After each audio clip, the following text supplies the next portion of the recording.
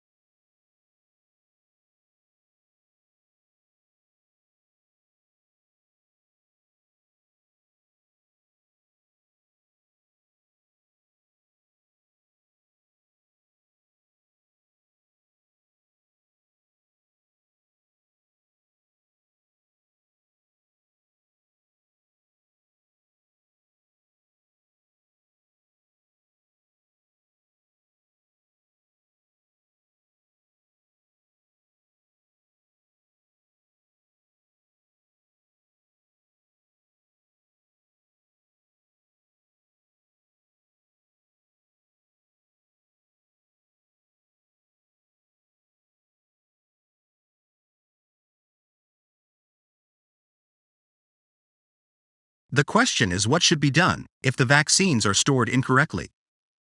Now, if you read the third paragraph, you can see that, despite best practices, cold chain breaches sometimes occur. Do not discard or use any vaccines exposed to temperatures below +2 degrees Celsius or above +8 degrees Celsius without obtaining further advice. Isolate vaccines and contact the state or territory public health bodies for advice on the National Immunization Program vaccines and the manufacturer for privately purchased vaccines. So option A, this should be reported, is the correct answer. Let's look at the next question.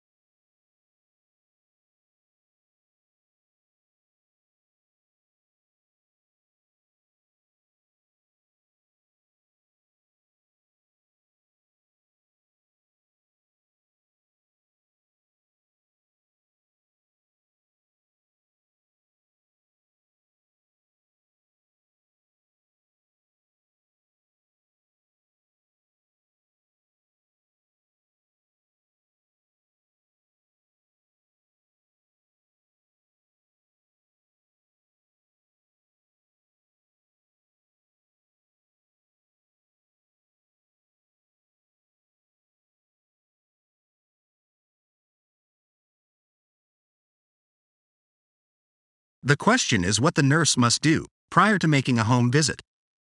Now, in the first paragraph, it is written that when the nurse is ready to depart, she must advise a minimum of 2 staff members that she is commencing home visits, with 1 staff member responsible for logging the nurse's movements. If you read further, it is also mentioned that more than 1 person must be made aware of the nurse's movements. Failure to do so could result in the breakdown of communication and increased risk to the nurse and/or practice. This section clearly tells that the nurse should communicate their intention to others. Let's look at the next question.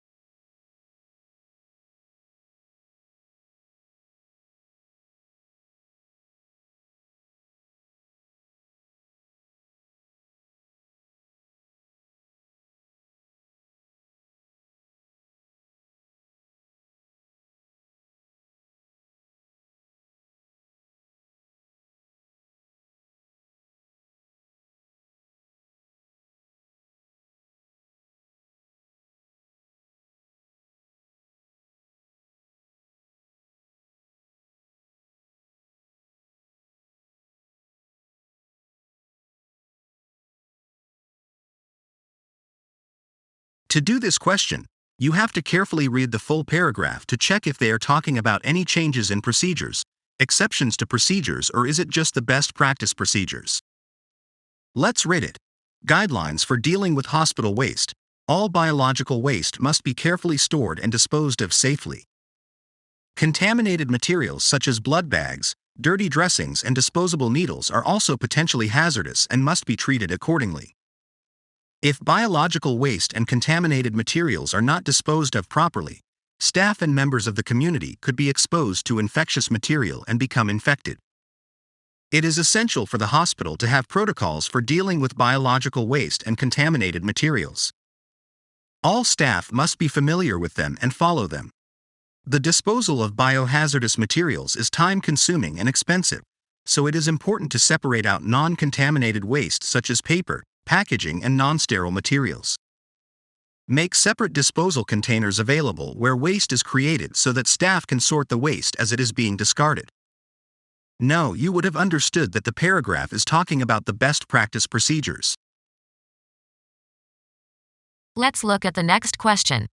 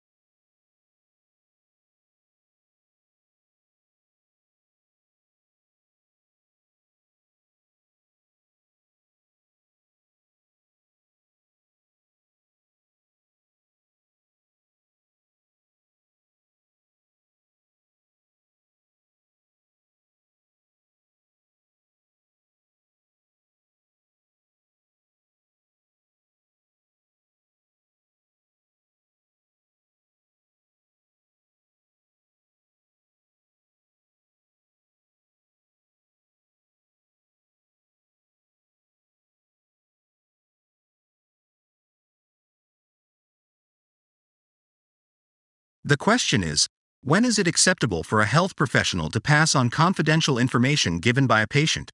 Now, if you read the paragraph, you can see that it may be in the public interest to disclose information received in confidence without consent. For example, information about a serious crime.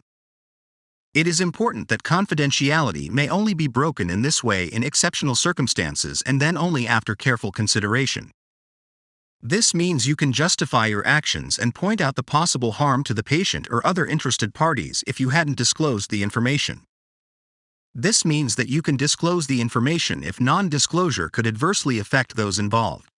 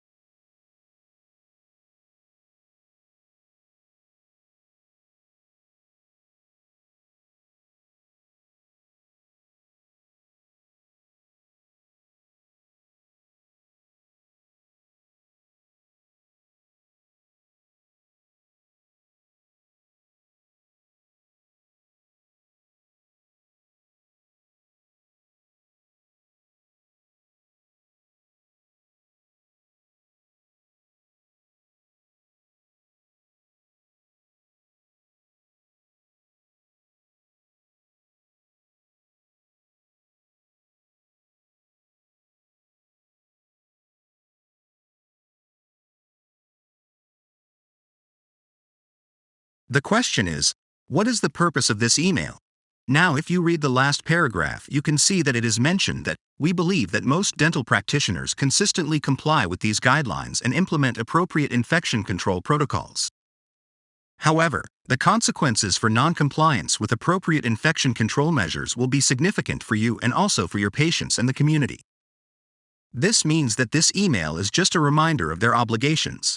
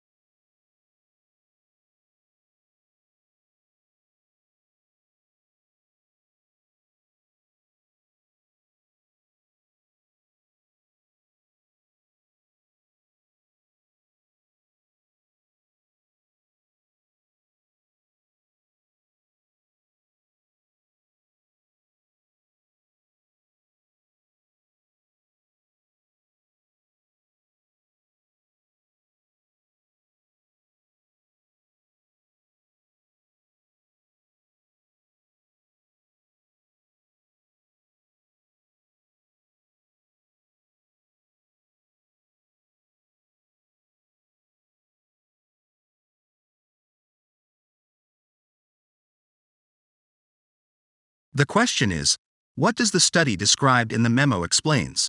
Now, if you read the last paragraph, you can read that, because verbal memory scores are used for diagnosing Alzheimer's, some women may be further along in their disease before they are diagnosed. This suggests the need to have an increased index of suspicion when evaluating women with memory problems. This indicates that mild dementia in women can remain undiagnosed.